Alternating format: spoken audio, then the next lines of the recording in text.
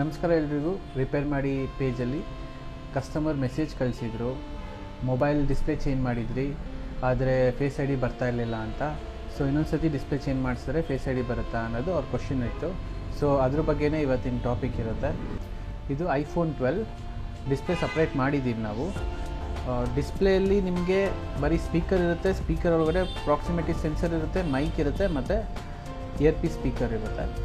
ಆಮೇಲೆ ಇದು connecting strip ಇರುತ್ತೆ ಡಿಸ್ಪ್ಲೇದು ಮದರ್ ಬೋರ್ಡ್ಗೆ. ಬಿಟ್ಟರೆ ಡಿಸ್ಪ್ಲೇಲಿ ಏನೂ ಇರೋದಿಲ್ಲ.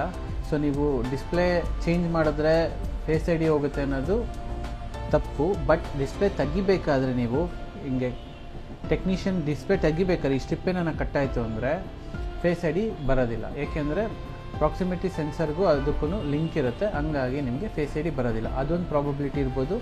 ಇಲ್ಲ ಅಂದರೆ ನಿಮಗೆ ಇದು ಫೇಸ್ ಐ ಡಿದು ಮೇನ್. ಇಲ್ಲಿ 3 ಏನು ಕಾಣ್ತಾಯಿದೆ ನಿಮಗೆ ತೋರಿಸ್ತಾ ಇದ್ದೀನಿ. 3 ಏನು ಕಾಣ್ತಾ ಇದೆ. ಫಸ್ಟ್ ಒನ್ ಬಂದು ಇದು ಇನ್ಫ್ರಾರೆಡ್ ಕ್ಯಾಮ್ರಾ, ಮತ್ತು ನಾರ್ಮಲ್ ಫ್ರಂಟ್ ಕ್ಯಾಮ್ರಾ, ನೀವೇನು ಸೆಲ್ಫಿ ತೆಗಿತೀರಾ ಅದು ಫ್ರಂಟ್ ಕ್ಯಾಮ್ರಾ, ಮತ್ತು ಇಲ್ಲೇನಿದೆ ಅದು ಡಾಟ್ ಮ್ಯಾಟ್ರಿಕ್ಸ್ ಅಂತ ಹೇಳ್ತೀವಿ. ನಿಮಗೆ ಇನ್ಫ್ರಾರೆಡ್ ಕ್ಯಾಮ್ರಾ ಬರ್ತಾ ಇಲ್ಲ ಅಂದ್ರೂ ನಿಮಗೆ ಫೇಸ್ ಐ ಡಿ ಇಶ್ಯೂ ಬರುತ್ತೆ. ಡಾಟ್ ಮ್ಯಾಟ್ರಿಕ್ಸ್ ಬರ್ತಾ ಇಲ್ಲ ಅಂದ್ರೂ ಫೇಸ್ ಐ ಡಿ ಇಶ್ಯೂ ಬರುತ್ತೆ.